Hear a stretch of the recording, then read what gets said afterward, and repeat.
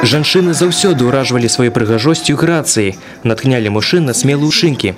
Але прайшло не так шмат часу, і жанчына мало таго, што не перастала выклікаць захапленне, але і стала незаменнай у працы. Мы поздравим более 50 наиболее активных, заслуженных руководителей профсоюзных организаций области. Они много трудятся, много работают и зачастую более ответственны, чем некоторые мужчины.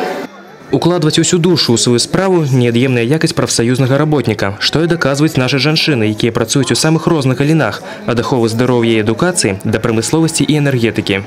Я думаю, женщина занимает основное место, потому что именно женщина, она должна быть умная, смелая, красивая, энергичная и справляться со всеми вопросами и обязанностями.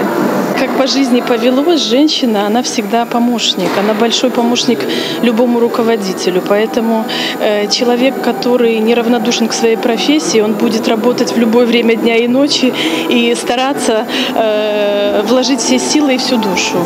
Але сёння можна забыць пра штодзённыя турботы і атрымаць свой заслужаны падарунак – добры настрой. Віншавальнай паштоўкай, адрасаванай жанчынам, стаў святочны канцэрт. Мноства песень, яскравыя танцавальныя нумары і жывая музыка сталі выдатным дадаткам да слоў віншаванняў. Дорогие женщины, я хочу сказать одно. Будьте счастливы. Вообще нет, одно не получится. Будьте счастливы, будьте любимы.